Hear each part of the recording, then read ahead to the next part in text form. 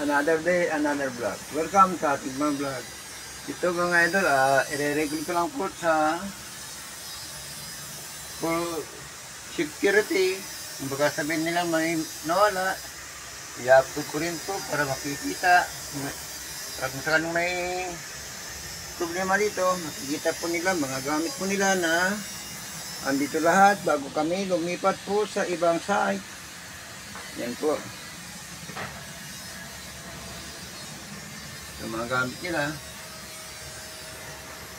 Diba, rally, may problema, may pakita akong video sa may-ari. Nag-iba na po kasi ang ugali nila dito, kaya lilipat po kami sa another site sa Bulacan. Kung sino po dyan taga Bulacan, kita-kita po tayo. Kung sino po taga Bulacan dyan, dito rin po mga helmet na ginagamit po namin. Mga buta, mga kawat, mga pang-wiring, electrical wiring, mga pala. Ito lang po ang pinaka-importanting gamit na tinabi ko lahat para safety. Yan na rin po speed cutter, welding machine, circular tube, marina grinder, vibrate, pagkain po yan.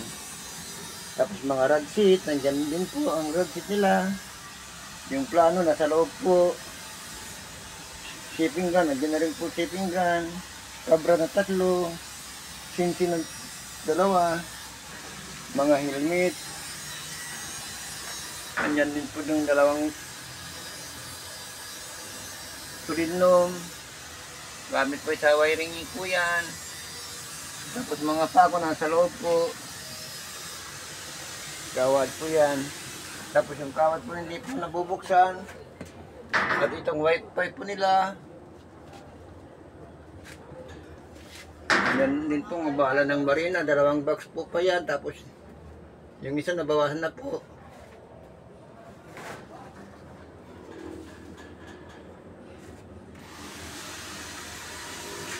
Dalawa po yan marina. Doon po yung isa.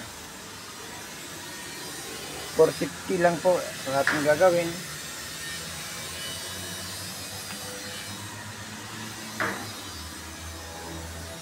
Ginagamit pa po kasi yung isa, kaya hindi ko muna isama isang grinder na isa.